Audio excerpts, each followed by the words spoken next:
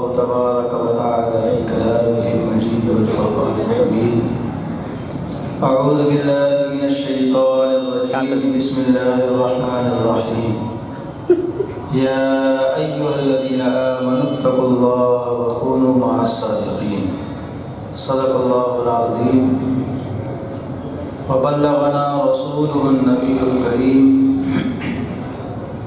ونحن على ذلك لمن الشاهدين والشاكرين والحمد لله رب العالمين. محترم سامعین کرام، مسلمان بھائیوں، بزرگوں، دوستوں،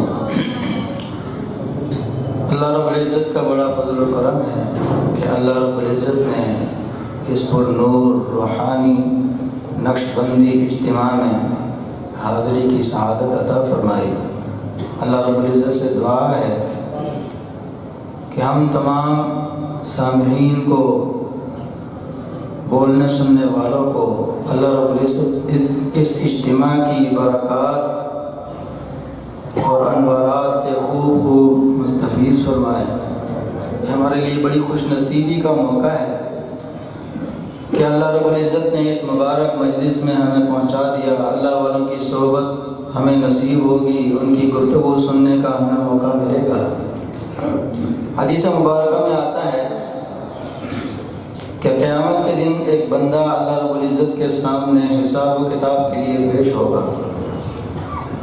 اللہ رب العزت اس سے حساب و کتاب لیں گے، نیکیاں کم ہو جائیں گی، گناہ بڑھ جائیں گے. تو اللہ رب العزت فرشتوں کو حکم دیں گے کہ اس بندے کو لے جاؤ اور جا کے جہنم میں ڈال دو.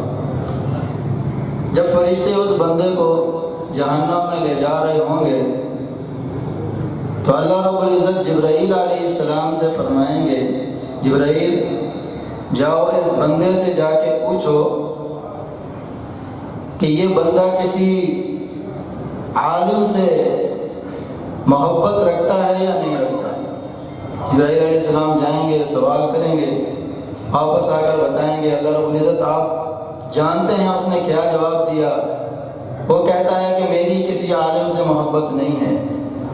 تو اللہ رب العزت فرمائیں گے پھر اس سے معلوم کرو کہ کسی عالم کے ساتھ کبھی کسی دسترخوان کے اوپر بیٹھنا ہوا ہے. تو وہ جواب دے گا میں کبھی کسی عالم کے ساتھ دسترخوان پر بھی نہیں بیٹھا. پھر سوال ہوگا کہ اچھا اس سے معلوم کرو جس قبرستان میں یہ دفن ہوا اس قبرستان میں کسی عالم کی قبر بھی تھی. تو جواب دے گا نہیں، جس قبرستان میں دفن ہوا وہاں کسی عالم کی قبر بھی نہیں تھی. پھر سوال ہوگا کہ اچھا اس سے معلوم کرو کہ جس گلی کے اندر اس کا گھر تھا تو اس گلی کے اندر کسی عالم کا گھر بھی تھا یا نہیں تھا. تو وہ بندہ جواب دے گا کہ نہیں، ایسا بھی نہیں تھا. جس گلی میں میرا گھر تھا اس گلی میں کسی عالم کا گھر بھی نہیں تھا. پھر اللہ تعالیٰ سوال کریں گے اچھا اس سے معلوم کرو کہ یہ کسی ایسے بندے سے محبت رکھتا ہے کہ جو کسی عالم سے محبت رکھتا ہو. تو وہ جواب دے گا کہ ہاں میں خود تو کسی عالم سے محبت نہیں رکھتا لیکن میری محبت ایسے بندے کے ساتھ تھی جو علماء سے محبت رکھتا تھا. تو اللہ رب العزت فرمائیں گے کہ میں نے تجھے اس وجہ سے کہ تو ایسے بندے سے محبت رکھتا تھا جو عالم سے محبت رکھتا تھا تیری بخشش کر دی. اللہ اکبر. اندازہ لگائیں کہ جو اللہ والوں سے علماء سے جڑنے والا ہوگا اس کا کیا درجہ ہوگا کہ اللہ رب العزت نے اس وجہ سے اس کی بخشش کر دی کہ وہ کسی عالم سے محبت کرنے والا تھا.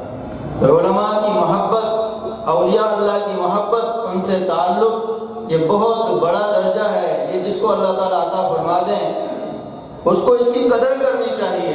قرآن کریم میں اللہ رب العزت ارشاد فرماتے ہیں وَمَن يُضْلِلِ اللَّهُ فَلَن تَجِدَ لَهُ وَلِيًّا مُرْشِدًا.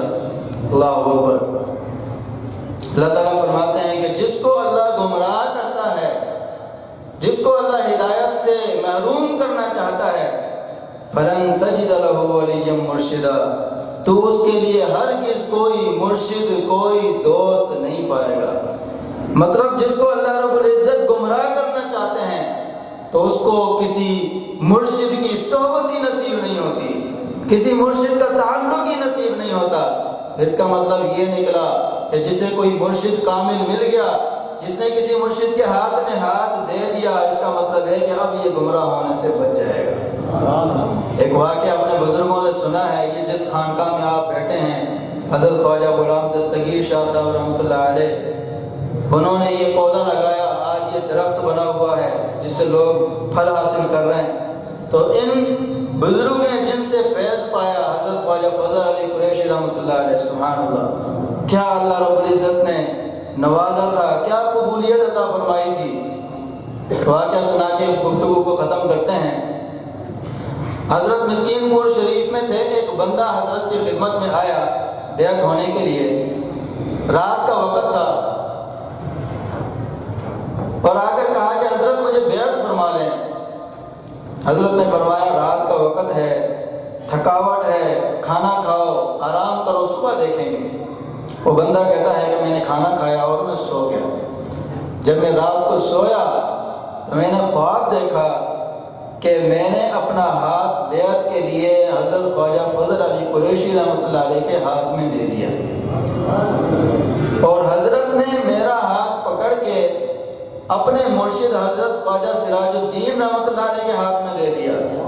حضرت خواجہ سراج الدین رحمۃ اللہ علیہ نے پکڑ کے اپنے مرشد کے ہاتھ میں دیا، انہوں نے اپنے مرشد کے، اس طرح کرتے کرتے آخر میں حضرت صدیق اکبر رضی اللہ تعالیٰ عنہ کے ہاتھ میں ان کا ہاتھ دیا گیا، اور اس کے بعد آقا دو جہاں سرور کائنات صلی اللہ علیہ وسلم کے ہاتھ میں ان کا ہاتھ دے دیا گیا، اور فرماتا میری آنکھ کھل گئی، اور میں نے حضرت سے عرض کیا کہ حضرت میں نے خواب میں دیکھ لیا کہ میں تو آپ کے ہاتھ پر بیعت ہونا چاہ رہا تھا، لیکن اللہ رب العزت نے مجھے دکھا دیا کہ حقیقت میں آپ کے ہاتھ پر بیعت نہیں ہوا بلکہ آقا دو جہاں سرور کائنات صلی اللہ علیہ وسلم کے ہاتھ پر بیعت ہوا۔ تو یہ جو مرشد کا ہاتھ ہوتا ہے یہ مرشد کا ہاتھ نہیں ہوتا، یہ اپنے ساتھ بندے کو نہیں جوڑتے، یہ آقا دو جہاں سرور کائنات صلی اللہ علیہ وسلم کے ساتھ بندے کو جوڑ دیتے ہیں، اس کا تعلق براہ راست اللہ کے ساتھ جوڑ دیتے ہیں، اس کی لو اللہ کے ساتھ لگا دیتے ہیں،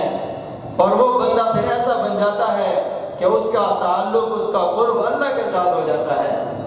تو اس تعلق کی قدر کریں، اللہ والوں کی قدر کریں، اللہ والوں کی صحبت کو ڈھونڈیں، اس میں پہنچنے کی کوشش کریں، ان کی گفتگو سنیں۔ جیسے ابھی حضرت فرما رہے تھے یک زمانہ صحبت با اولیاء بہتر صد سالہ طاعت بیریا، ایک اللہ والے کی ایک گھڑی کی صحبت 100 سال کی بیریا عبادت سے بہتر ہے۔